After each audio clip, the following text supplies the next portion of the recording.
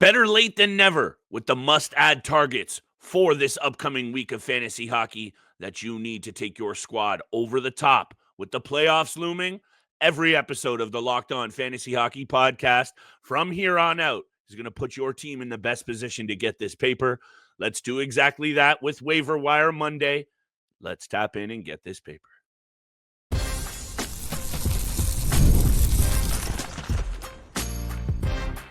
You're Locked On Fantasy Hockey, your daily podcast on fantasy hockey. Part of the Locked On Podcast Network, your team every day. We're sticking to the late schedule for one more week on your daily 30-minute source for fantasy hockey news. And even though the episode's dropping in the evening, we're not sleeping, slacking, or slipping on all the top must-adds that you need to be considering for this upcoming week of fantasy hockey dominance. Shout out to the everydayers holding us down and making the Locked On Fantasy Hockey podcast your first listen every single day. We see you. We appreciate you. We wouldn't be doing the show without y'all. Steele, Waiver Wire Monday. Keeping it short and sweet this week because I don't think there are a lot of options out there at this point in the season where teams are making multiple waiver moves. Realistically, if you're in striking distance, it's probably some augmentation of what's going on to optimize your lineup. But I think we have some solid options, and I think a lot of these names, these people have heard before. But that's okay because a lot of them are red hot. So we'll wrap up the show. Big time bets. We're going to look ahead to Tuesday a little bit. Monday, I got a sprinkle or two as well. However, who are you looking at and why? Because look, we've said it now for about a week and change, 2 weeks. We're running out of time here to make these moves. Playoffs just a few weeks away. I'm looking at a lot of guys from the Eastern Conference to Eastern Conference right now. Players who are on teams battling for a playoff spot. Players who are hot right now. A few different angles I'm looking at, and I got to start off with one of the Calder, probably Calder finalist or Calder Trophy winner at the end of the season. Matvei Michkov has been very impressive the last few games. 8 points in his last 5.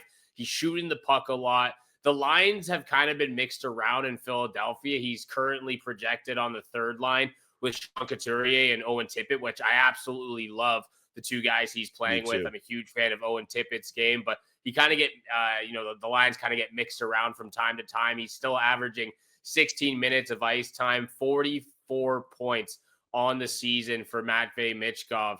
Right there alongside Macklin Celebrini and Lane Hudson in that race for the Calder Trophy this season. I think it's a 3-horse race. Like I've said so many times, they've all been very impressive in their first season in the National Hockey League. But Matvei Michkov, he's been very impressive. 4 games on the schedule for Philadelphia. They play the Calgary Flames, Winnipeg Jets, Seattle Kraken, and the New Jersey Devils. And as tough as it looks on paper, I actually really like the schedule for Philadelphia, who's just a few points out of a playoff spot right now. You look at all the teams in the Eastern Conference, besides the Pittsburgh Penguins and Buffalo Sabres, they all have a fight to fight right now for a playoff spot. They all have a chance, and you need those depth guys, especially a rookie like Matvei Michkov, who has tons of skill to keep producing in the offensive zone. Yeah, that might be a tricky one ownership-wise. I actually don't know what his ownership is out there across major formats. He's 45% on Yahoo, I believe. Okay. I can pull up ESPN right now, but he's still available out on Yahoo. I like that. So that's definitely an angle to look at, the offensive flair and upside with this player while being deployed with that line, which I think allows him to really do his thing. A couple of veterans there in Tippett and Konechny. That could be an effective piece that you want to get a piece of. You're going to continue to hear that from me. Still, 50% on ESPN. Boom. So go have a look at Michkov. I think that's actually a massive slip. I am surprised. I think there was actually a comment on our YouTube channel, someone asking us about Michkov, and I said I was shocked that he was still out there in most formats. So go out there and grab him. He looks good, Steele. If I had to pick, I'm going to pick him for the Calder, and you know how I feel about Macklin Celebrini. However, let me get this out of the way first before I talk about my 3 favorite must-add players for the upcoming week. And you and I will talk about these trades, some of these moves, some of these signings. Charlie Lindgren, by the way, getting a 3-year contract with the Washington Capitals, which is interesting considering how good Logan Thompson has been. All of these moves have impacts on your team. Steele and I will break it down on tomorrow's episode. We're dropping late all week once again, and then we'll be back to our regularly scheduled programming next week. Honorable mention to Spencer Knight, Seth Jones, even Gustav Yeah. Nyquist. When players change scenes, especially for the most part, those guys not really getting the opportunity we would like to see in terms of allowing their fantasy value to blossom. To me, Steele, I know this is a tough sell. Spencer Knight is now going to get the chance that he has been waiting for, and that's to be the number one guy with no one to bug him, no one to pressure him. So, yes, tough sell on the Chicago Blackhawks side of things. But if you're looking for a guy that's now going to probably get a Lions piece of the share of the starts, Spencer Knight, Seth Jones, rejuvenated, going to get probably a look to play some power play time on the second unit, goes from the basement to the top very quickly. This immediately means we're paying attention. I'm not saying exactly run out there and just auto add, but he catches honorable mention Gustav Nyquist lower down the list. But I wanted to throw that out there quickly, and I'll do this quickly and throw it back to you because I think this is very expected. Boone Jenner, tough week for the Blue Jackets, Lightning, Panthers, and Rangers. 50% on Fantrax, 27% on Yahoo, 40 on ESPN. Boone Jenner's a gamer. 7 assists in 4 games since returning. That right there should probably be enough for you. 7 hits, 6 block shots. You know eventually he will start mixing it up. To me, this is a must-add. Blue Jackets at the top of every offensive metric this year, Steele, including 5th overall in goals for. Boone Jenner, you got to be taking a look at him, even with that tough week of Columbus with the Lightning, Panthers, and Rangers. I think we've mentioned a Blue Jackets player for the last 6 or 7 straight weeks on waiver wire Mondays, and we've mentioned Boone Jenner for 3 straight weeks. So the fact that we've done it so many times, we're urging you to go get him right now. He is a huge difference maker for the Blue Jackets and potentially your fantasy hockey team. Back to Spencer Knight. I really like your point on that as well. He's going to get the lion's share.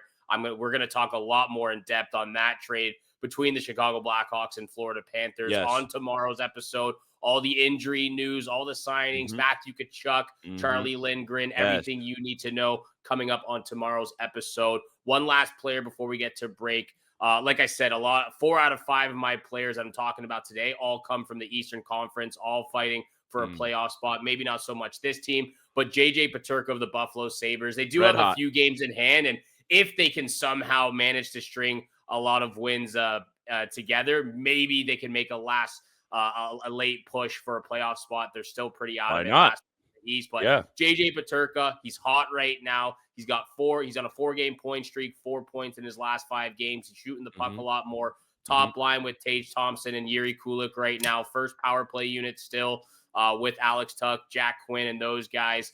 Has been very inconsistent at times, like we've seen through the course of this season, but he's hot right now. A good schedule for the Buffalo Sabres this week as well. 4 games. They start off the week against the Montreal Canadiens and the San Jose Sharks. Gets a little bit tougher in the week against the Lightning and Panthers. So 4 games on the schedule, still good value for a guy like JJ Peterka getting lots of minutes right now. Red hot Buffalo Sabres, I think, Steele, regardless of really what happens to them in the standings, the confidence seems to be kind of rejuvenated here with this club. Might be a little bit too little too late, but what have we been saying about them at length over the last couple of seasons? Dangerous offensive talent, loaded with young pieces. That can be a combination for boom or bust, and right now it's looking like you want some of that offensive explosion. We'll talk about a few more pieces that you should be considering after the break, as well as I got a couple of late picks for Monday night's board, a whole full slate of picks for Tuesday's 10-game betting board. As we said, later episodes once again this week in the evening, but we'll be back to 7 a.m. in the morning next week. Just means you have a little bit more time to tap in the evening. Today's episode is brought to you by our friends at Wonderful Pistachios. You're looking for a snack that's both delicious and nutritious? Crack into a good source of protein with Wonderful Pistachios. Wonderful Pistachios is one of the highest protein nuts out there. Each 1-ounce serving has 6 grams of protein, giving you over 10% of your daily value. Plus, they're packed with fiber and better for you unsaturated fats to keep you feeling fuller longer. Personally, Steele and I were all over the no-shell variety, the perfect grab-and-go snack for busy days. Whether it's my go-to snacking at my desk or Steele's favorite on a road trip, you just need a quick protein boost. That's the go-to at Wonderful Pistachios. Get snacking. Get cracking with the snack that packs a protein punch. Visit wonderfulpistachios.com to learn more. That's Wonderful Pistachios. Grab yourself a bag today. And thank you so much for making the Locked On Fantasy Hockey Pod your first listen. Monday through Friday, 7 p.m. is when you can find our episodes this week. Back to the regularly scheduled episodes the following week at 7 a.m. But thank you so much. Hit that subscribe button, the follow button. Flip and I really do appreciate all that love and support you show us Monday through Friday. Waiver wire targets, must-adds for this upcoming week. Just a few weeks away from the playoffs in your fantasy hockey leagues. These are the players you need to help you get there. Flip, who are you looking at for the next 7 days? Hey, by the way, kudos to you for giving me that little confidence boost last week. I don't know if you how Turned it you saw around. your boy do. Turned it around a little bit this week. 7-3 victory. I'm clinging to life, Steele. I'm pushing for that last playoff spot. And I think it just really holds true to everything that I've been preaching. And I'm really, honestly, my bad if it's a broken record. Making those kinds of moves, I think you've seen I've been very active on the waiver wire. Sure, they're not always going to pan out, but you might as well go down swinging at this point. And we'll talk a little bit about what you can do to position yourself better in those keeper dynasty leagues. Steele, I think you and I had to revisit that side of things, and we can talk about how our keeper dynasty leagues are doing personally. There's some moves that can be made here for you keeper dynasty folk out there. So I didn't want to leave you guys high and dry because you know how much I love the keeper dynasty side of things anyway. Thank you for coming to my TED Talk there. Very quickly, I should have thrown him in earlier to the honorable mention list, but how's my boy Jackson Lacombe looking, Steele? He has 6 points in his last 5 games. The combination with Radko Gudas and himself are really, really good right now on their top pairing. The Ducks looking very good themselves.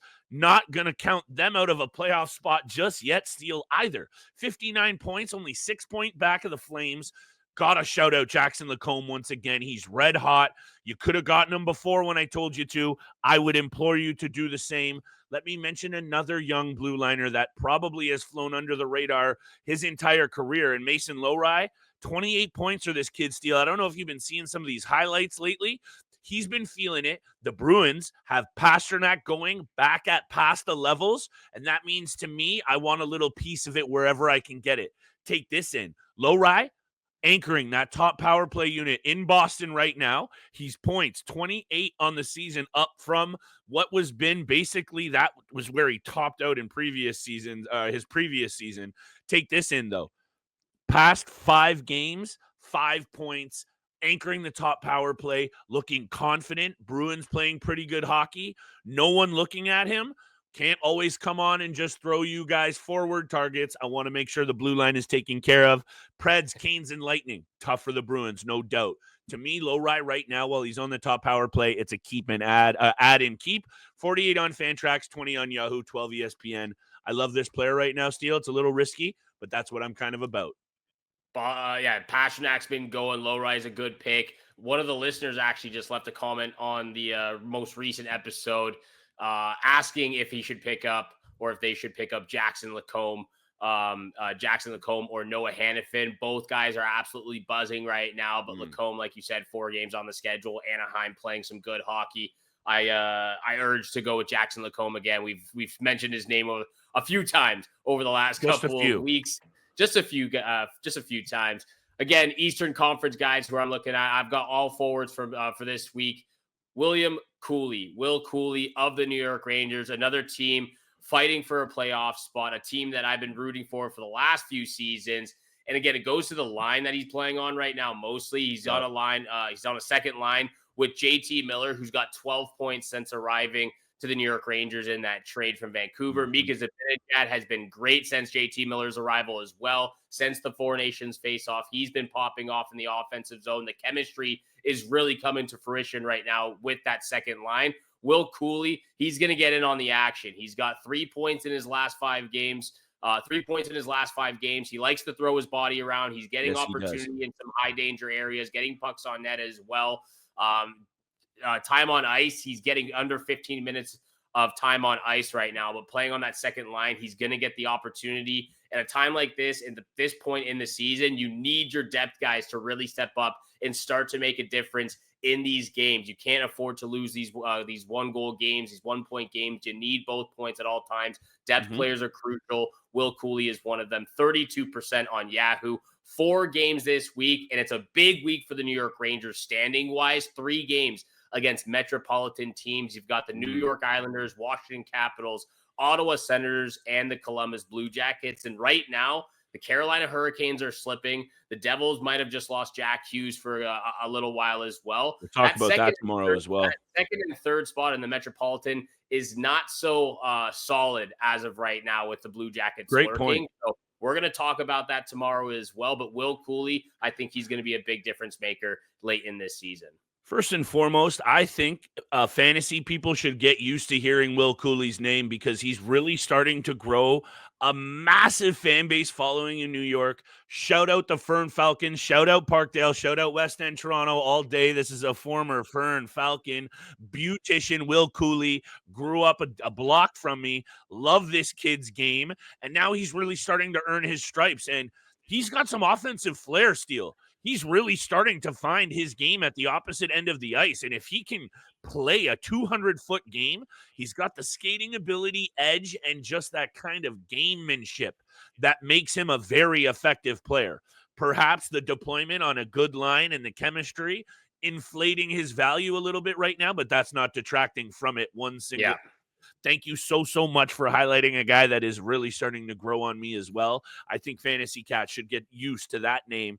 Devils, Flames, Oilers, and Canucks is who the Dallas Stars have next week, Steele. And to me, that makes me intrigued of what options are out there in your league. Evgeny Dadonov is one. He's gone cool over the last couple of games. But ownership-wise, I had to throw out one guy that he is out there available for you. With the schedule, I would like a piece of whatever I can get in the top 9 in Dallas right now. Evgeny Dadonov, like I said, after 2 back-to-back games of no points, bit of a tough sell. Love Wyatt Johnson and Jamie Benn, though, the line that he's playing on. And I think that that's one of those ones that's worth the high risk and could be high reward, especially given that schedule. I'll throw some love to one more player right after the break, Steele. But the Dallas Stars schedule, like I just mentioned, Devils, Flames, Oilers, and Canucks. To me, it doesn't get much better than that, at least offensively. So I think I very much want a little bit of what the Dallas Stars have going on this week. And they've been very good. Some good performances from Jason Robertson of late, Rupe Hintz, Thomas Harley on the back end, filling in for Miro Heiskanen as he deals with that injury. We're going to get to break, of course, big time bets very, very soon. I will just wrap up with these 2 last players. I'll make it very quick because this is a deeper cut. I'm not a huge fan of the schedule they have, but they're very hot right now. Patrik Laine of the Montreal Canadiens and Jonathan Drouin of the Colorado Avalanche. Right now, 45% for Laine. You're getting under 20%, under 15% for Jonathan Drouin. Both guys are red hot right now. 9 points in his last 8 games for Drouin, who's on the second line with Valeri Nichushkin and Casey Middlestat. So he's been very consistent of recently. Patrik Laine, he's got 6 points in his last 4 games. And when you get this Montreal Canadiens team on the power play with Cole Caulfield, Nick Suzuki, and now Patrik Laine, they've been very good down the stretch of the last 5 to 7 days. So the power play has been very rock solid for them, regardless if they win games. They're currently on a 4-game win streak again, still fighting for a playoff spot. Patrik Laine, 3 games. Sabres, Oilers, and Flames. Jonathan Drouin and the Avalanche, 3 games for them. Penguins, Leafs, and Sharks. So pretty mixed bag for each of those guys, but they're very hot right now. And I like the availability. And actually, I do like Drouin's schedule for the Avalanche. You and I also did a little bit of a hidden hockey gem episode. Check out the channel, tap into that. There's lots of options for you there in terms of players out there in your league, maximizing on limited ice time, meaning lots of availability on their ownership side of things. So check out that episode if the targets on today's aren't floating your boat. Lots of things you can do right now, Steele. Are you going to have to get a little bit lucky? Yes. Do your research. Tap into the pod every single day. We get you guys in and out in 30 minutes. Big time bets coming up next. I don't know about you, Flip, but I am loving this Tuesday night of big time bets. The board is looking good. Let's get to it next.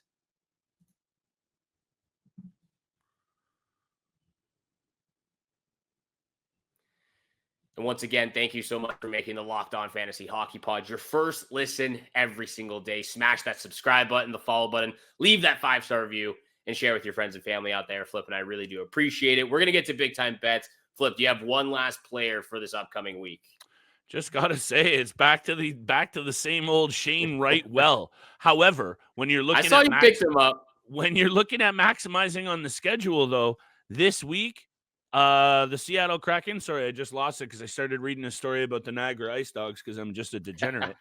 The Seattle Kraken have the Wild, Preds, Flyers, and Caps this week. So 3 of those games, I really like their chances. And the Capitals are a very good team, no doubt. But the Seattle Kraken are flexing some offensive muscle of late. Shane Wright, 2 assists in his last game out, 49 on Fantrax, 12 on Yahoo, and 10 on ESPN. Considering how hot he's been, is actually a shame. Jared McCann and Burakovsky on his flanks. I think he continues to put up apples, and that makes him valuable. So I wanted to throw out Shane Wright once more, and if you're okay, I got a late same-game parlay for Monday night, and I'm just literally going to drop all 3 picks.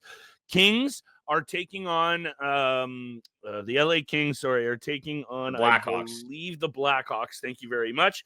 And they have dominated the Blackhawks over their last 10 games. They are 7-0-3 in their last 10. So I believe they blew the last one actually in overtime. However, Kings money line over 5.5 is a lock for me. And Fiala, anytime point. Kevin Fiala has 3 goals in his last 5 games. A disappointing season for Fiala, but I think this is a really good opportunity considering the Kings had owned Chicago into that last game. They're going to bounce back in a big way. Kings money line over 5.5, teasing it down, and Fiala anytime point. That's juicy. Juicy same game parlay. The Blackhawks have just been getting embarrassed of recently, and Spencer Knight, I believe, is actually playing this game after being traded. So we'll have to see what he does in his debut for Chicago. I like the confidence, the same game parlay. I've got 6 bets for Tuesday night. I absolutely love this board. I'm going to be sprinkling on every single matchup on Tuesday night. That's how much I love this. 6 bets, 2 picks from 3 different games, all puck lines, all overs. First game I'm feeling spicy Tuesday. Go off. How confident I am with these picks. First picks come from the Avalanche Penguins game. I'm going with the Avalanche on the puck line and the over 6.5 currently at minus 105. The puck line minus 112. The Penguins have been getting embarrassed. They've been letting their goaltenders out to dry. Defensively, they're nowhere to be found. The over for me is an absolute lock. Avalanche, after 2 very embarrassing losses to the Nashville Predators and St. Louis Blues, they come back with a 5-1 win against the Devils and a 5-2 win against Minnesota. They're feeling themselves right now after a lackluster 2 games after the Four Nations face-off. Sure. I like where this is headed at home. First 2 picks, puck line and the over 6.5 in this Penguins Avalanche game. My next 2 picks I love even more. Ducks and Oilers. Over 6.5 and Oilers on the puck line. 7 of the last 10 have gone over by a mile, and the Oilers love playing the Ducks. The Oilers are 8-2-0 in the last 10, and in those 8 wins, 7 have been by 2 or more goals. So those are my first 4 picks for Tuesday night. I got my locks of the night coming up next. Appreciate that. Taking a look at this New Jersey Devils team into the Dallas Stars steal. From what I'm reading and from what we just saw about that mix-up with Jack Eichel and Jack Hughes on Sunday night, it could be serious for Jack Hughes once again, is what I just read. So you and I will break that down on tomorrow's episode. I just think, given that this team hasn't scored more than 5 goals one time in the last 10 games. And this should be a team that actually really does pop off offensively from time to time. So if they're already somewhat struggling to score goals over their last 10 games and Jack Hughes goes out, not a very good road team as well, I have serious concerns about the Devils, especially when they're 3-6-1 in their last 10 against Dallas. So first pick, Stars on the money line at home. Columbus into Tampa Bay. This is nothing to do with the Columbus Blue Jackets and everything to do with the Tampa Bay Lightning. I don't know if you remember 2 months ago, maybe 2.5 months ago, I said to you on this show, take a look at the numbers in the underlying metrics for the Tampa Bay Lightning. Their goal differential was way better than most teams. And I said, I think it's only a matter of time before we need to really start paying attention to Tampa Bay. Well, we should have, because they're 9-0-1 with 8 straight wins in their last 10 games. Steele, Tampa at home is a force to be reckoned with. So hit me with the bolts on the money line as well, and I'll wrap it up quickly and back to you to finish. Lock of the night is I like the Sabres on the money line at home, parlayed with the over 6.5. The Sharks are going to be coming off a tough back-to-back in Toronto. I love the over here, and I love Buffalo. I rarely do this deal. I'm going to make it a 2-leg parlay as my lock of the night. Buffalo at home along with the over 6.5. I love the Sabres on the money line, though, if you're going to roll with it. I think they absolutely take it to San Jose tonight or Tuesday night. Absolutely agree with you there. And I absolutely agree with your Lightning picks as well, because that's where my Boom. lock of the night comes from.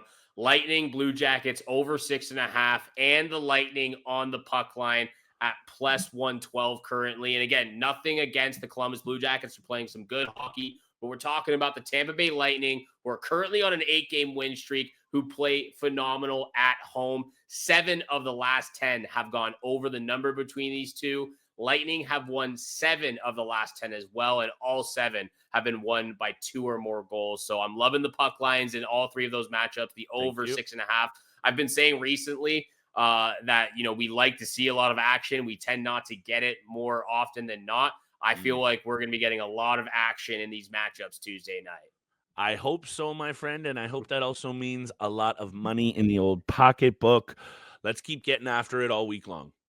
All week long. That's what we do here on the Locked On Fantasy Hockey Pod. Thank you so much for tuning in, making it your first listen for Monday. For your second listen, make sure you check out the Locked On NHL podcast, part of the Locked On Podcast Network, your team every single day, from both Flip Livingstone and your boy Steele Roden. Thank you so much. We wish you good luck with your weekly matchups, your big time bets, and we shall see you back here again tomorrow. Peace.